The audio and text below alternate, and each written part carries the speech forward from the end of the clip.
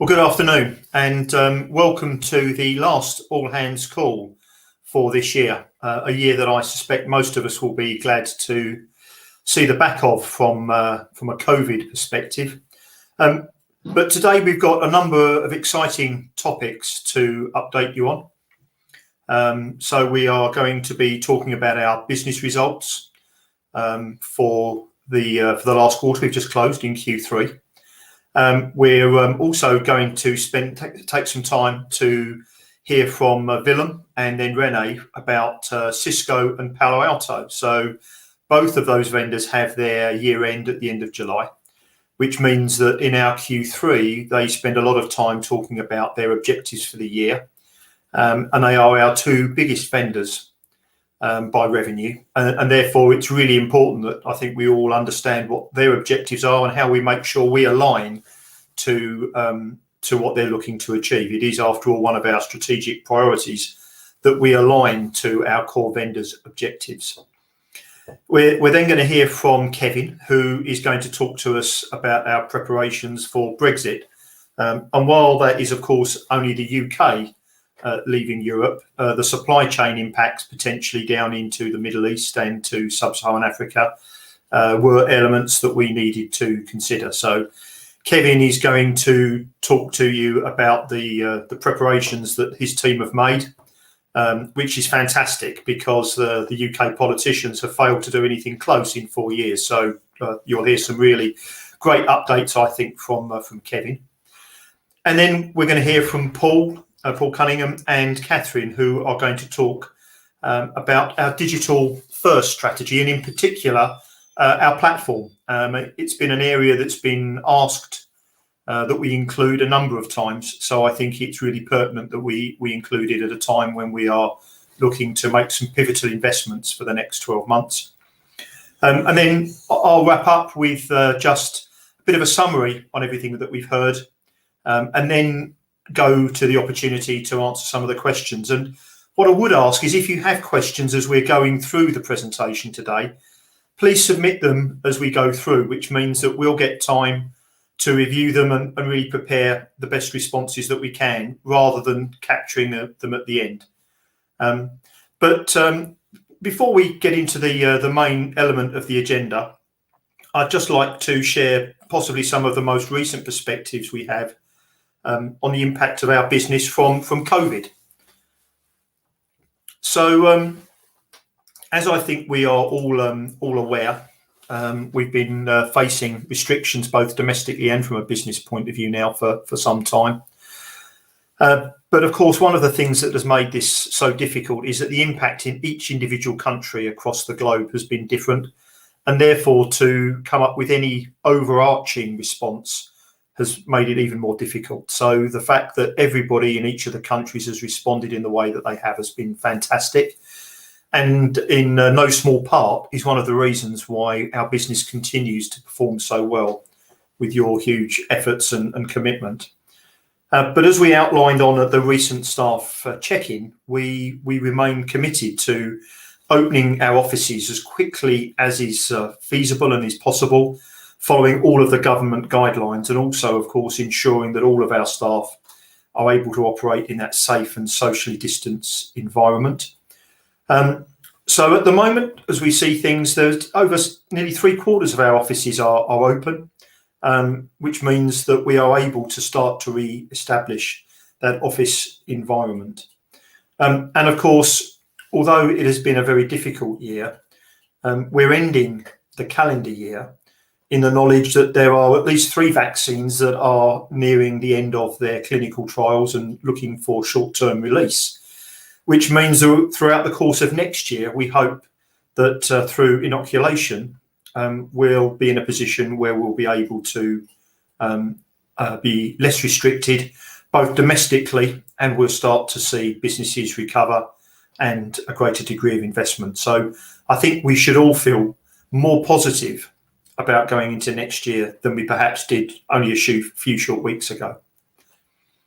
So there is no doubt that I think some of this good news will translate into improved business confidence in the next 12 months. So we are looking forward to, I think, a better 12 months in 2021.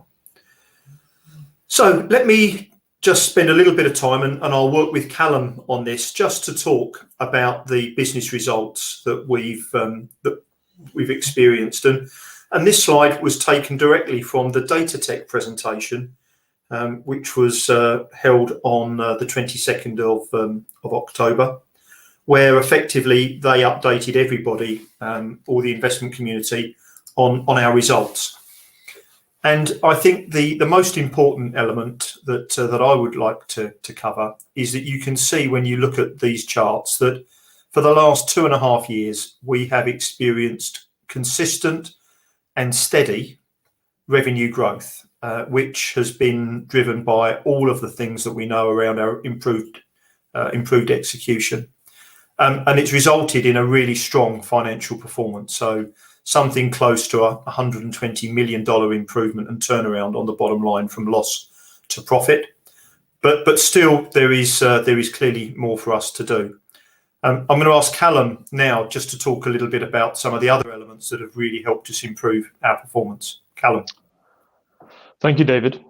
Yeah, it's been a wild ride for sure, no doubt.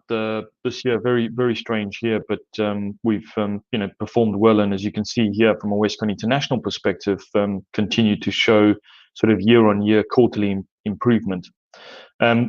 Just some of the elements maybe as highlights. We've benefited from lower costs through the circumstances. So lower travel and lower office-related facility costs, which are helping. But as you've all well been aware, there are a number of initiatives we're working on to continue our investment in automation, continue our work on the systems, which are helping us to drive a number of other cost initiatives and realize some of those efficiency gains in the business. We've been able to support that P&L performance with improved liquidity. So both in APAC and Europe, we went live in October, and with new facilities. And both of those facilities are the largest in the group, and have not only yielded more liquidity, improved pricing, but have also come with far fewer restrictions. So we have much more normal and fairer facilities than we've ever had since the SAP and BPO days, when we got ourselves into a bit of a mess. So yeah, David, maybe back to you. Thanks, Callum. So I think if we then look at our results for Q3,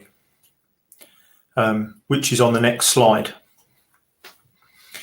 one of the elements that we saw is that because when we came into this year, we were uncertain. We phased our budget so that we had about 1/3 of our objective from a profit point of view to achieve in the first half, and then the second half we felt that perhaps there would be a better recovery and a chance to perform at least as well as we did last year overall. But it meant that our expectations, certainly as we come into Q4, were much higher. What was really pleasing is that even though we had these much higher expectations, we have performed collectively really well. So sales overall within EMEA were up 3% on our plan, which of course was up on last year. So we've grown our top line revenue by 8% across the group, which is fantastic. But even more importantly, of course, the profit contribution has also improved. So because of a number of elements around our mix, we felt that we would only probably perform just a little bit below last year. So our budget was down, but we've managed to achieve 114% of our budgeted profit for the quarter, for the year-to-date quarter. And that means that we are now 9% ahead of where we were this time last year. So overall, we are in a really strong position. And that's because we are doing all of the right things as an entire group. So this is not just about the sales teams, of course. This is about the fact that we've got the finance team performing really well to support us. The supply chain group continuing the warehouse to be working all of the time, despite the fact we've got restrictions in some of the offices. So it's a huge overall effort. And the other piece that's really pleasing is that all of our businesses were at or around 100% of the plan. So this was not the fact that 2 or 3 of the regions were struggling and another one dragged the result through. Everybody is performing well. But in addition to just the results on what we call the profit and loss that I've talked about here, we're also performing really well in our other areas. And Callum's just going to come on and touch on those as well, because they all make a component part of where the business sits. Callum? Yeah, thank you, David. I mean, you've hit on it. I'll echo it again. Right, it's a real collective effort. We finished the quarter with a really good inventory profile, both from an aging and a days inventory outstanding perspective. And our AR and cash collection continues to be really strong. We've had solid performance, frankly, throughout the year. So for all 9 months so far, but really solid. In both of those areas, though, clearly we have the teams who look after inventory and AR and the cash collections who are responsible for that directly, to thank, and they're all doing a fantastic job. But it does require a genuine collective effort, right? The cash collection, as an example, is the last step in that end-to-end process, and it requires that orders are entered correctly. It requires that the customers are having a good experience. It requires that we're looking after them, because happy customers will be paying customers, right? And it's a genuine effort. The same for the inventory. We came into the quarter with a number of potential inventory issues as we finished the half year. We've been able to resolve the majority, if not all of those. But that's because we have wonderful relationships with our vendors, and we've earned that over the last 2.5 years. We're in good shape. We're doing all the right things, and that paves the way, or gives us the platform to go and have these conversations with these vendors where we do have an inventory issue, and they are much more willing and much more able to work on that together. So as David says, a genuine sort of all-round effort is needed to look after these two areas. But overall, we if you said to us we'd be here at the start of the year, it would have been hard to believe. It's a fantastic result for Q3. The results continue to be strong. Don't get complacent. Stay humble. Stay hungry. We still have a lot of work to do. We really are well placed, and all of the business units are performing well.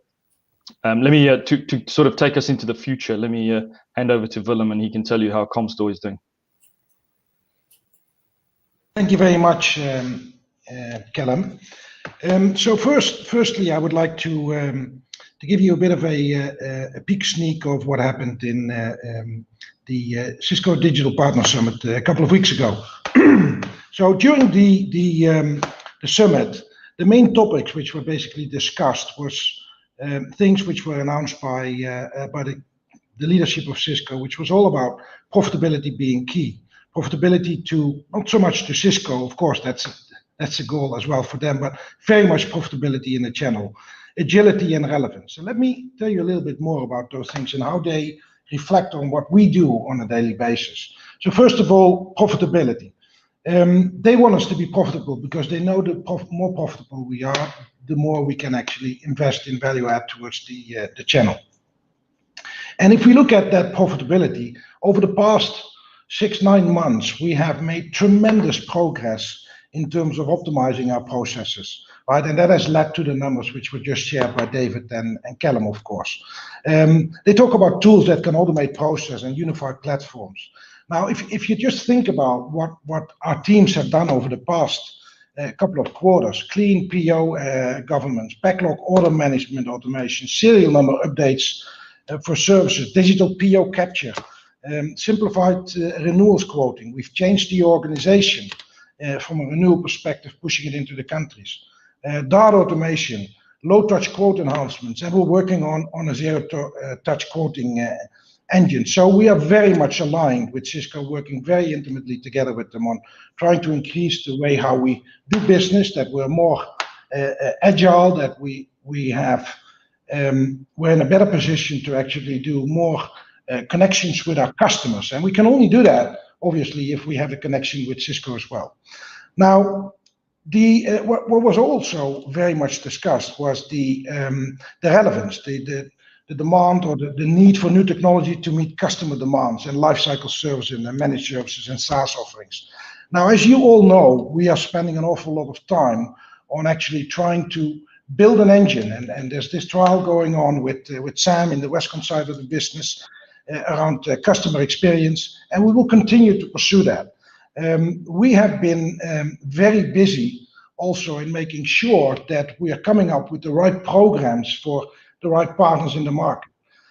From a distribution priority perspective, it was very much around a focus on small business and commercial markets. During the COVID crisis, we've seen that piece of the market suffer most, but we've seen an uptick over the last couple of months. The enterprise agreements, COVID kind of helped that more revenue, or the growth in enterprise agreements and recurring offerings is growing exponentially. Now we have some challenges there which we're addressing, but the fact that that business is rapidly increasing is a magnificent accomplishment of our teams. There was a lot about the secure remote worker offer for SMB, and there was also a lot about future announcements. Over the last 48 hours, Cisco have announced a couple of acquisitions, and they've also announced a big improvement on the WebEx One platform. Aside from that, over the past year and a half, Cisco has been working intimately together with ourselves in building a partner portal, not just for us, but also for their other customers. And that went live, the PXP launch, which is quite a revolutionary platform and allows us through various APIs to get much closer connected and more deeper connected with Cisco. Having spoken about Partner Summit, I would like us to look a little bit at our results. And I think that the biggest and the most important message I would like to give is that we're back. The title here says, tough times don't last, tough people do. And I mean, I say this with enormous satisfaction that I am extremely proud of the toughness of our staff. And I'm not just meaning the Comstor salespeople. I'm talking about the people who have helped us through the changes we made to the stock in the UK, so what we call plants abroad in preparation for Brexit.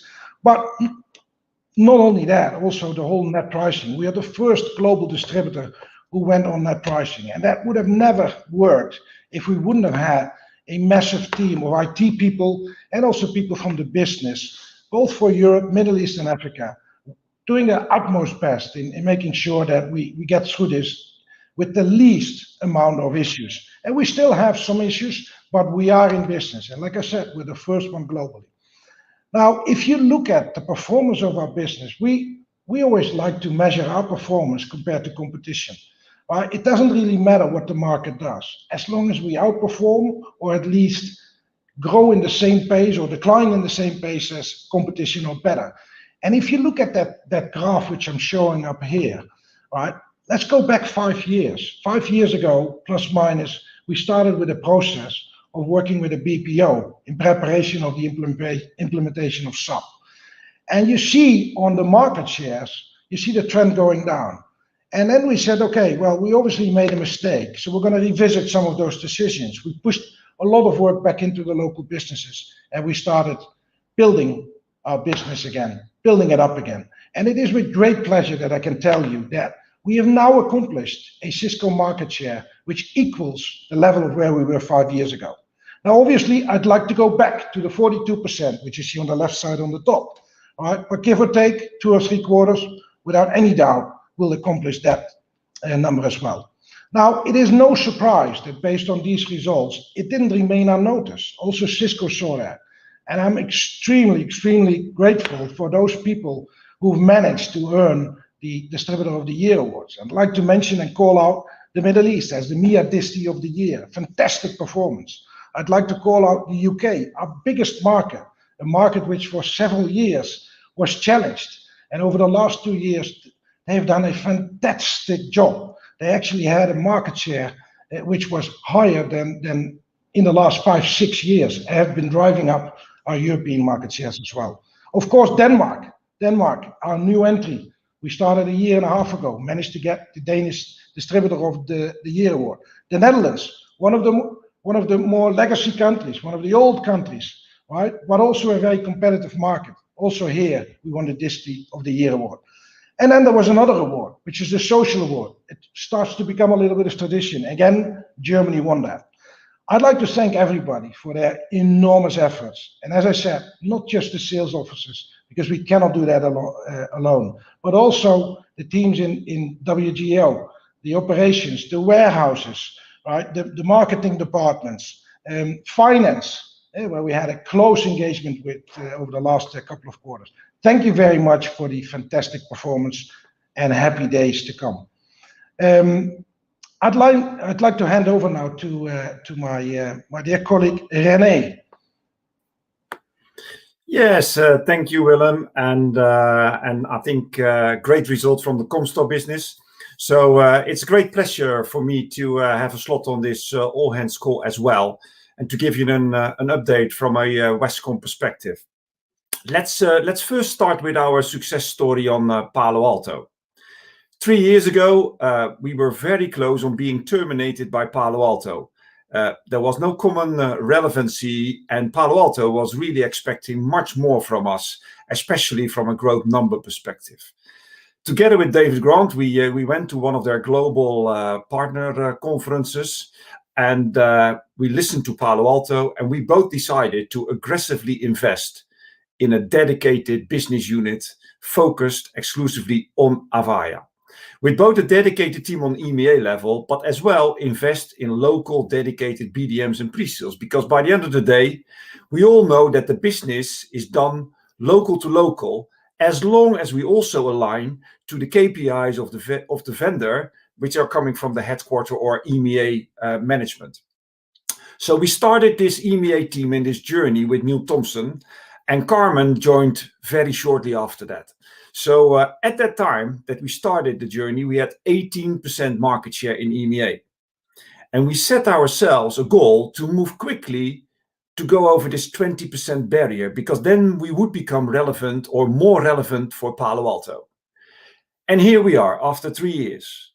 We created a Palo Alto community, which we call Unity, which includes 65 dedicated resources on the Palo Alto business case.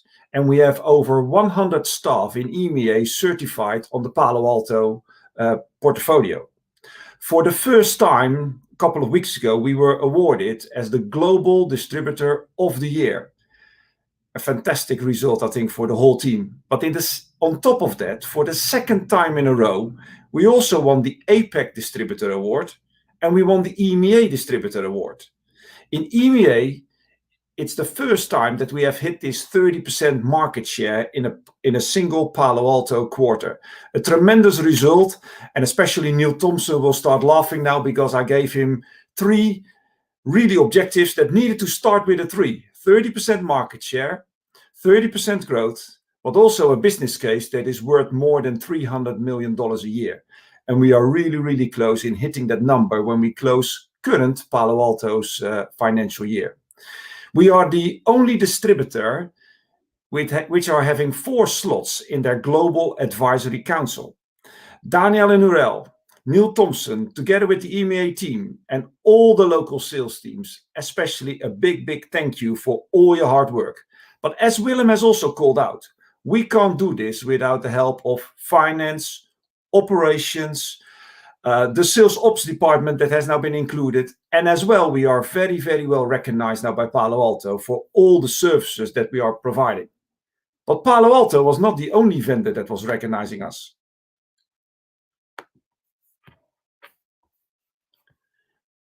Hopefully, we're moving to the next slide. Thank you for that. So what we have seen happening in the last 12 to 18 months is that more and more vendors do recognize Westcon is different from the competition. We add value to the go-to-market of the vendor, and we are willing to put investments behind a solid business plan. Just a couple of other EMEA awards to call out. Extreme Networks, International Momentum Partner of the Year. We have been accelerating their growth, but it was not only on the Extreme portfolio that we were successful, it was also by the Aerohive wireless solutions that they have acquired 1.5 years ago. From an Avaya perspective, we were Devices Distributor of the Year, as well Cloud Office Master Agent Distributor of the Year. As you all know, the telephony world is moving quickly to UCaaS. With Avaya ACO, we have a great proposition which is backed up by the RingCentral proposition. At the same time, we can also now look at the solutions which RingCentral puts into the market related to the Alcatel install base and the Unify install base. And I think we are very well positioned over there with the Avaya solutions. Special thanks for both these two vendors, for Marianne, Dave Garwood and Melkit for all their efforts to get especially not only the vendor up to speed, but also look at the integrations with our IT team to look at our digital platform. Very, very, very well done. The other initiative that we have just launched from a Westcon perspective is the Next Generation Solutions, an initiative to onboard vendors in several technology areas where we were not really active. As well, we can complete our solution offerings in combination with our core vendors, either in the cybersecurity space, but as well in collaboration and in the networking area. Also on Next Generation Solutions, we have decided to do this with dedicated resources, both in the center as well in the local sales teams. The headcount is approved, your local sales leader is looking at that, and you will start seeing focus from building solutions. And of course, hopefully quickly, we will see a lot of pipeline. But we also want to recognize, and I want to call that out, that it's not easy. The workload is high. The performance of Westcon is really, really good. But as process and automation is evolving, the workload is high in country and especially in a remote working environment. So I also would like to take the opportunity from a Westcon perspective to thank everybody that is involved in my business or in our business for the enormous pressure and workload that is on everybody's shoulder, and then to achieve a result that is that amazing. I think it was a really, really good quarter for us. With that, I would like to introduce Kevin Brzezinski, and he's going to give everybody on the call an update on our Brexit preparations. Kevin, over to you. Thank you, Rene. Hello, everyone. Brexit will bring a range of challenges and complexities. There's going to be lead time, transit, and processing delays. It's not going to be a frictionless trade. Teams across the business, from supply chain, IT, finance, and sales, have been working behind the scenes for the past 18 months to mitigate risk and assure continuity in our supply chain. We've worked with our vendors and our freight partners to prepare and ensure we have the most optimal supply routes. Our carriers have advised us to expect transit and processing delays at the border. And I'll share more details with you on my next slide.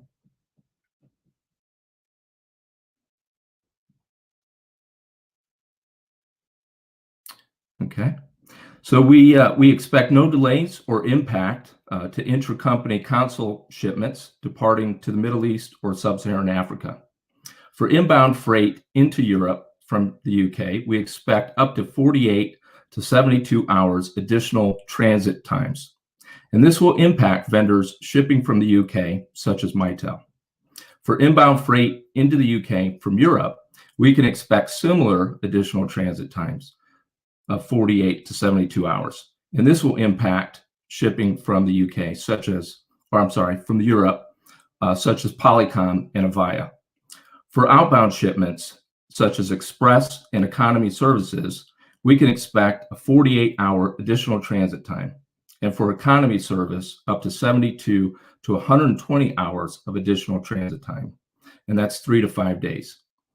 We'll also see some increased cost, and we're currently analyzing the cost impacts. We will also see a compound effect from increased seasonal volume with Brexit readiness, which will cause capacity and transit delays.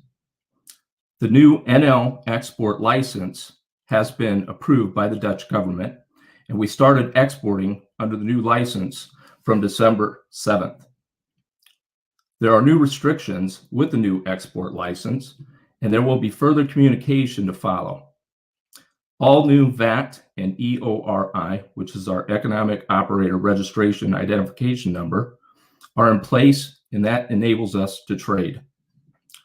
We analyze inventory levels in our profile across the UK and Europe, and we increased inventory levels by 2 to 4 weeks across vendors in the UK Logistics Center. And we'll actively track and monitor lead times and adjust rapidly.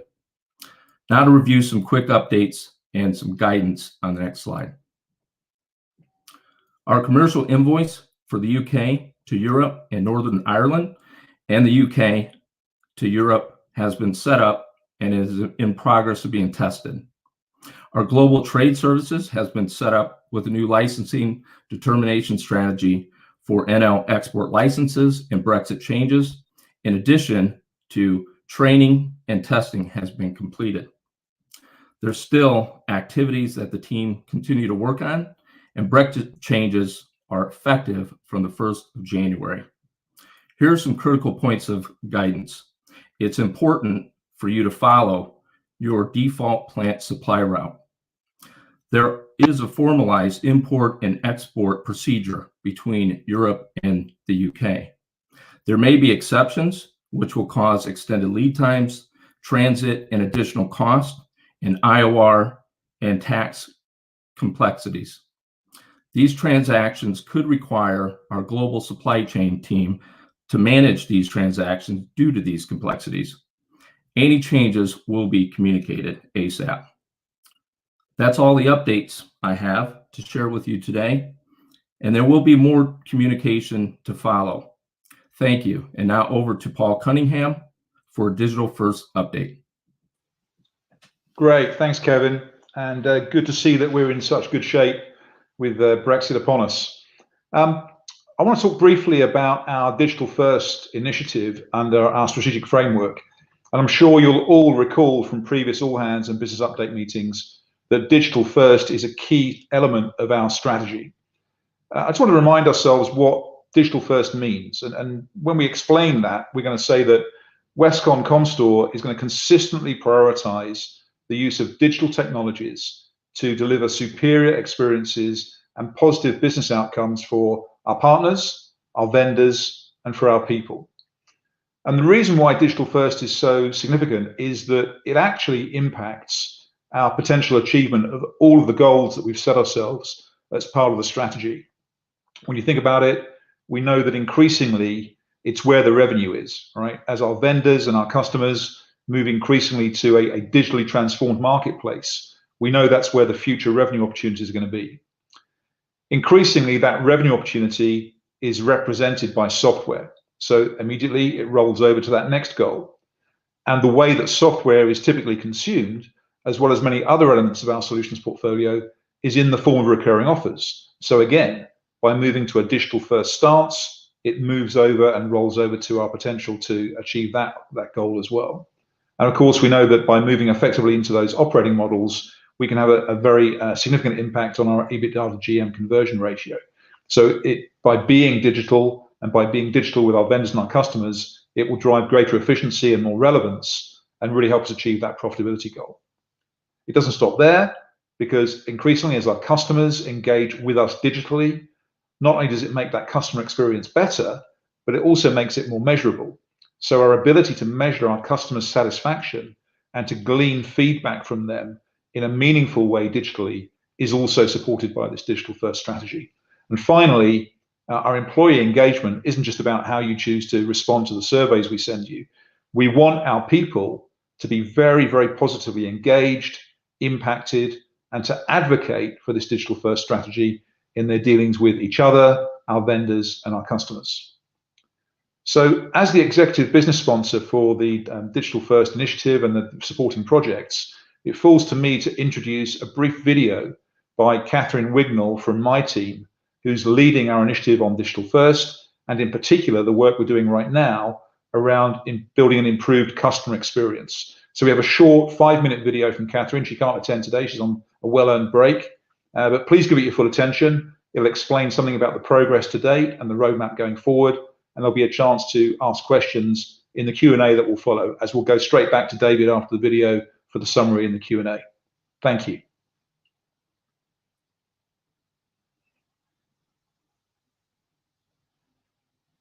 Thanks so much, Paul. And sorry I can't be there with you today, guys, but fortunately I've had the opportunity to record a video to let you know all about what we have been up to as a team. So, digital transformation. Well, we've already built this immense world-class premium capability through our SAP implementation, acquiring the Blue Sky platform, and the evolution of our e-commerce portal Partner View. It's my job as Director of Transformation to design a strategy that leverages all of that rich functionality from our previous transformations and augment that with capability that complements what's arguably our most important asset, you, our people. So the objective of our next stage of transformation, therefore, is this idea of achieving digital congruence. And what I mean by that in plain English is a really seamless human plus digital experience for our vendors and partners. So where are we in making that happen? Well, the first thing has been all about understanding what that platform architecture needs to look like and what services and solutions it needs to support and serve to achieve our goal. In recognition that your collective knowledge and experience is our most valuable and trusted source of insight, we undertook what was over 100 one-to-one conversations with people from right across the business in varying levels and functions to understand the opportunity we believe we collectively have. We then use that insight to form a hypothesis of what we feel to be right to then go on and test with our partners. So what did our partners say? After speaking individually to 36 partners and evaluating over 3 million digital conversations, amongst lots of things, we were told that the things that they most value about us as Westcon Comstore could be boiled down to these three core attributes. Firstly, they called out our long-standing vendor relationships and your knowledge of the value and opportunity that their solutions can unlock for both partners and their end customers. It's your knowledge that can help them shortcut that navigation of what can be thousands of offerings to find out what's really right for them and their unique business models. Secondly, was our unique access to 360-degree view of the market in data on our vendors, partners, and their end customers that they simply can't get access to when talking to a vendor or end customer directly. Unlocking that data really represents a huge opportunity for us that we aren't currently harvesting. It will give us a unique insight to the trends that will enable us to accelerate sales or renewals, make personalized recommendations, and to cross or upsell those additional services and solutions that they really find value in. In addition to that, our partners actually told us that they're prepared to give us access to their own data and pay for access to our insights to enable those data-driven business decisions and spot those valuable new business opportunities. Finally, but most importantly, was your technical skills and knowledge.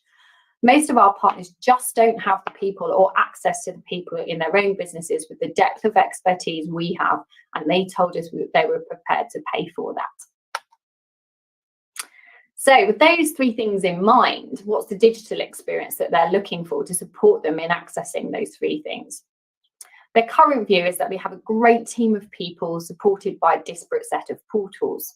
And what they're asking for is a more contemporary, single, seamless digital experience that goes beyond the transaction, where they can also research, access training, and support and leverage that data, that rich data that they told us they wanted to access to help them really grow.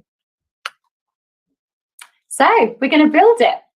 However, you and I know that we can build the best platform in the world, but without the supporting people, processes and planning and the data supporting the tools and architecture, it just won't be a success. So we've built a strong team to lead us through the program and ensure that all those interdependencies are thought through thoroughly to achieve our overall digital first goals. If you want to hear more about what our partners have told us, then there'll be a series of presentations over December and January available to you for you to watch live and ask questions or consume at your leisure on demand. You'll be pleased to hear that we're giving everyone in the organisation a refresh on what our platforms really can do today already and the benefit that the partners are deriving from that. If you're keen to be part of the journey and have great ideas that you want to contribute, there's a programme of excellence committees and local workshops that we'll be running over the course of the project. We've had nominations from the business for representation in those excellence committees, and we'll be asking your local country managers for a cross-section of teams to join those workshops. Finally, if you want to follow progress and keep up to date on all things transformation, then you can visit our team site where we'll be posting regular updates, so keep an eye out for those. Really, thanks for listening today. I hope you're really as excited as we are as a team to be on this journey together.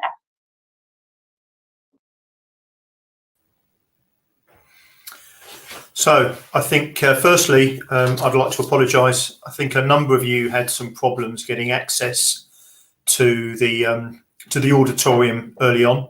The good news is that I'm led to believe the only part that you really missed was my introduction. So no harm done there at all. But in terms of a summary, before we get on to the questions, what have you heard today? Well, I think we're in great shape financially and from a business performance perspective. So you've heard about the fact that the Q3 results were strong. Our year-to-date position is also impressive and up on last year. And that's not just the sales and the profit, but our cash collection, our inventory management, and our ability to access much cheaper funds and money. You've heard that from both Willem and from Rene. And actually, first thing this morning, too late for it to be included in these slides, we actually got a message from RAC down in Johannesburg that his team, for both for all of Sub-Saharan Africa, have been awarded the Cisco Distributor of the Year. So for both Vincent and Louise down there and their teams, great result.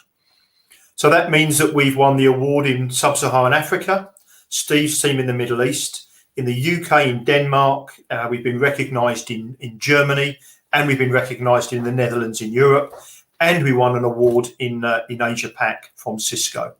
So those awards are not handed out just because of a friends and family approach. They are awarded because the distribution organisation, and in this case, of course, it's Comstore in every case, is much more closely aligned than anyone else to Cisco's objectives, and we're driving better outcomes and better growth, particularly in their tier 2 space. It is great to see our Comstore business back to where it has been previously and actually poised, I think, to exceed the performances we've seen historically. We heard from Rene about Palo Alto, and as Rene said, our business with Paolo has exceeded, I think, all of our expectations. Rene's business is up 16% year on year overall, which is a great performance. But actually, our Palo Alto business is up for the last 3 years by 40% per annum from a revenue point of view. There are not many vendors that are part of anyone's portfolio that are growing that quickly. And that, again, is why we're winning the award. It's because it's a reflection of the fact that we are outperforming Palo Alto themselves.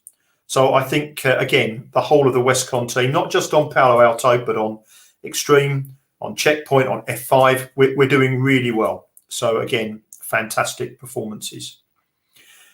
Kevin talked about our Brexit preparation. In fact, most of the questions we've got have been around how do we communicate with our customers and what are the key messages. And Kevin and Paul will talk to that in a moment when we answer the Q&A session. But of course, one reason that we've been unable to communicate anything up until now is it's difficult to communicate when actually the outcome of the final position is still uncertain. I don't think it's that uncertain, but it could differ. So we do need to wait to make sure that we are clear on that. And finally, of course, the digital investments that we're making around the platform are also going to be critically important. The one element that I think everyone's been asking for is the ability for all of our salespeople, our customer-facing and our vendor-facing people is, what is our story? How do we tell our customers and our vendors about our capability? Because actually we have a market-leading ability in a number of those sectors, but we just need to do a better job, we think, on allowing you to tell that story. And that's something that we need to make sure is available. And of course, you know how to tell that story. So The other element, of course, is that our digital first capability is not just about the platform. Actually, Venue, this platform, is also a great reflection of the advances we've made in our digital capability over the last 9 months. Although clearly we need to make sure that you can get into it a little bit quicker for the next time. So where are we? Well, we're coming into our Q4. December is normally and needs to be a huge month for us. It's always the month for our security renewals, but it's also the end of the financial year in a number of the European countries, and a number of our vendors have quarter or year end as well. So it's normally a huge spike. Currently, our forecast is just a little bit off where we need it to be. I think it's conservative, and of course we know that it's an uncertain time. Visibility on transactions is much harder at the moment than it is elsewhere. So if we are aiming to finish as we plan to 10 to 15% ahead of where we were last year, the one thing that I would ask is that everybody really just puts a huge amount of effort, please, into December. If we have a good December, January and February, the rest of our Q4 will be much more like pedaling downhill. And we'd want to be doing that. We don't want to be still trying to get over the apex of that hill come January, because we've not covered December well enough. But what I also recognise from the conversations I've had with all the business leaders is that the working from home and some of the new processes means that the workload that everyone is having to process is enormous. And we need to make sure that as we enter the new year and we look at getting back into the offices, that we start to really look at how we can make sure that those new processes are fully effective and that everyone can cope with the workload that we need them to process. So I recognise that the efforts that have been put in so far have been huge, and I really appreciate how hard everyone is having to work to continue to get the results that we are achieving. And finally, of course, we do hope that we can go into next year slightly more optimistically than we thought we would have done just a few weeks ago. And I touched on previously the fact that we've got vaccines for COVID in the offing. And of course, we think that will certainly rally the markets, and hope that we can start to see some slight relaxation in investments. So my final comment is that I'd just like to thank everybody for their fabulous efforts. We would not be where we are today if it wasn't for the contribution from everyone in the business, in every function, in every part of the organisation. So thank you. I will be talking to you all again virtually before Christmas to thank you all again. But at this point, I would just like to thank you, and we'll bring the team back and we'll see what questions we have so that we can answer any questions that have come along. I think possibly the first question is likely to be the one that relates to our Brexit planning. So perhaps between Kevin and Paul, I could ask you to take that topic first. Yeah, I'm happy to address the communications question, David. The question is, will a formal communication be available to our partners and vendors before the Christmas break? And of course, the answer is, of course, yes. It's actually prepared in a kind of shell form already. We have an interim statement, which has been on our website for some time, and that's been the basis of, I suppose, customized communication to customers at this stage. What we've done is we prepared an empty shell communication in our marketing information tool, Pardot, ready to be sent out to customers. And we're just waiting to confirm the final content of that, which we expect to do based on the latest news around Monday of this week. We'll confirm it. The communication itself may take a little longer, but we're certainly committed to getting that communication out before the Christmas break. In some cases, with global customers, we already have the facility to personalize those emails on the part of the account directors and account owners. So they'll be taking that approach with some of the global customers. But absolutely, we'll have a blanket formal communication to all customers and vendors ahead of the Christmas break.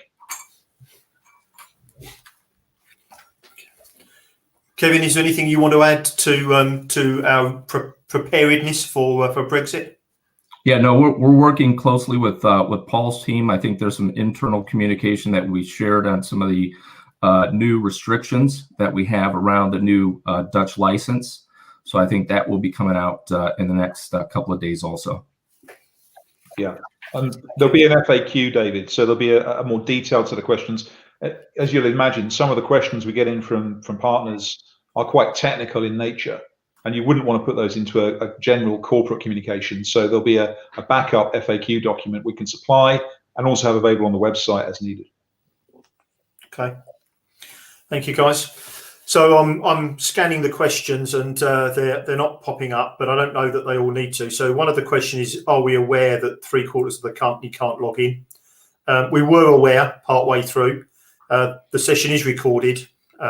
It's the first time that I think we've had any issues with Venue, but we'll make sure that on subsequent occasions that we check that the audience is full before we start. So Paul, I don't know if you've got anything you want to add.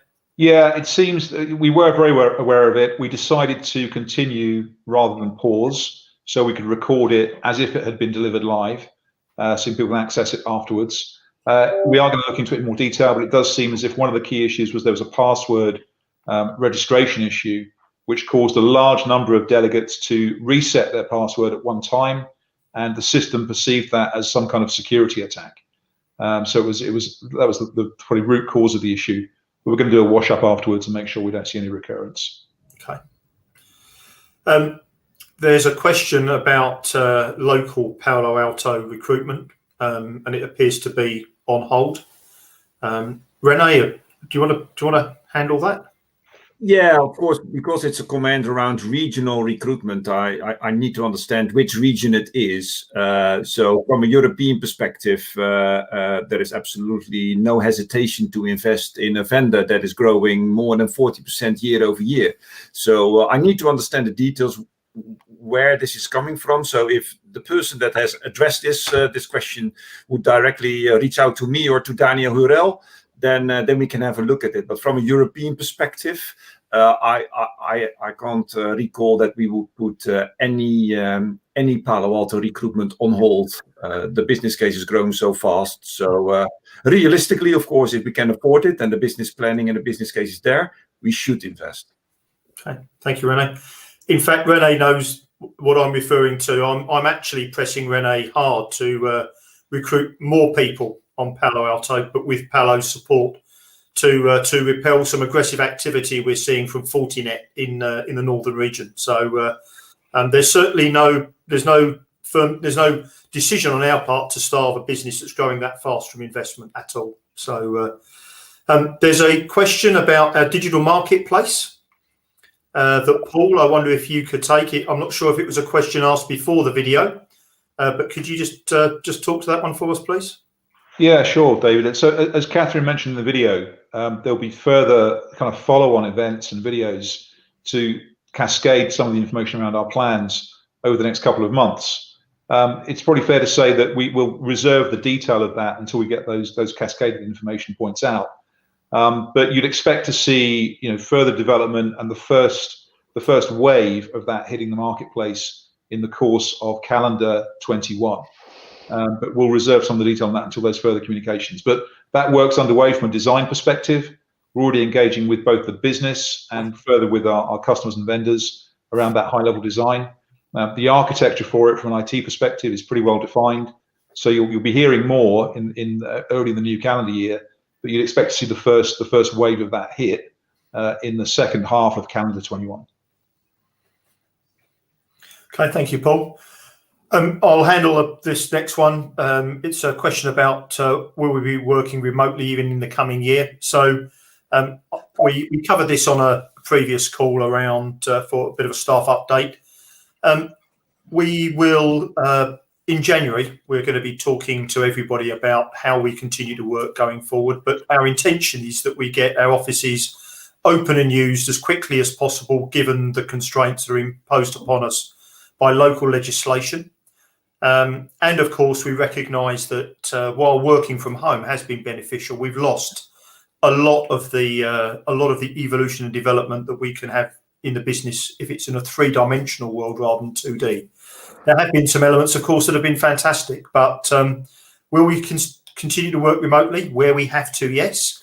And where we decide that we think we can have a degree of flexibility around people's working environment in a pilot phase, absolutely will continue to be flexible where it's appropriate. But I come back to the point, we remain where we can be an office-based business because we get so much more benefit, both personally and organisationally. There are, of course, some personal benefits to working from home or working remotely, and we want to encourage that and be flexible where we can. There's a comment about some levers in the services teams in the central region, quite localised.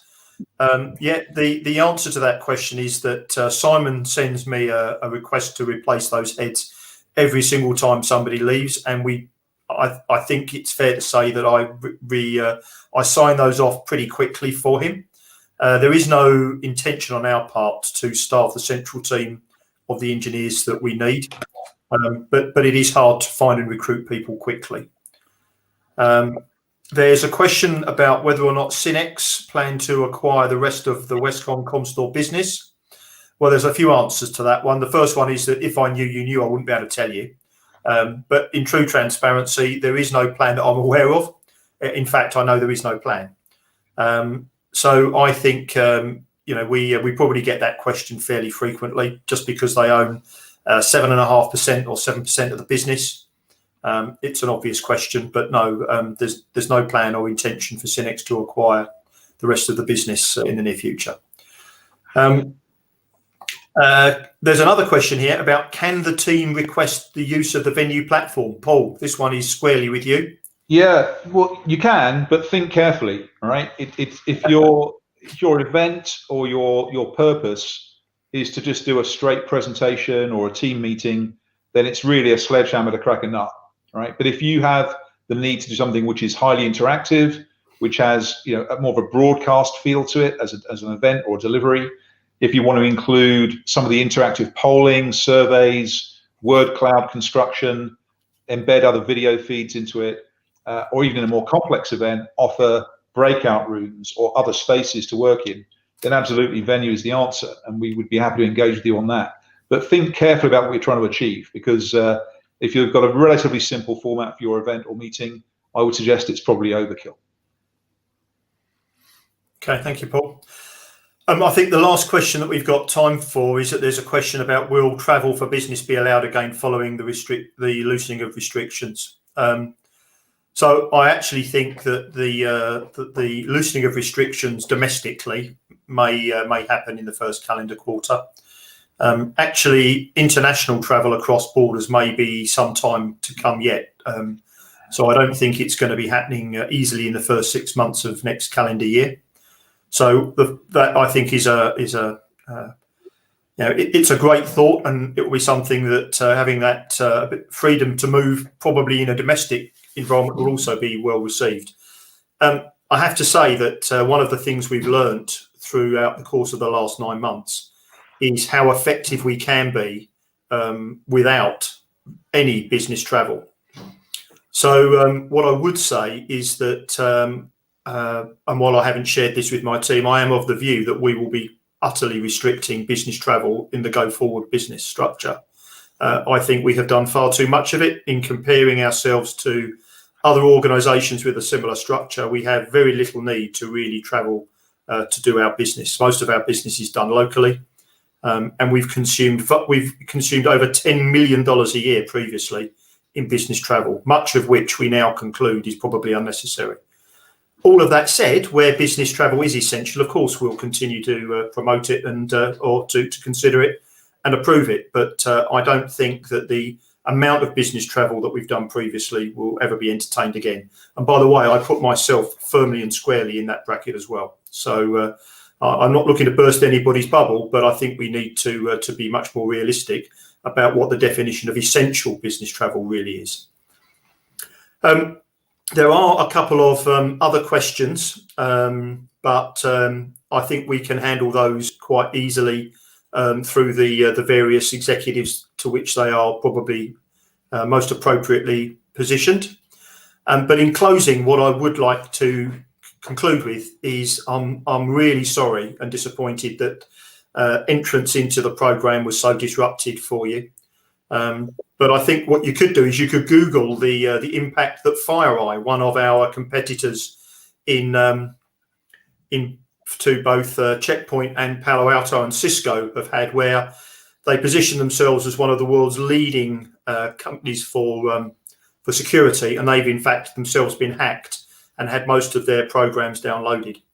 So if it can happen to them, then unfortunately it can also happen to others, but not to us. It was just a purely administrative problem, but disappointing all the same. So firstly, apologies for that. Secondly, congratulations to all of the teams that have won awards in the last 12 months. It is an absolute reflection of our ability to execute and your hard work.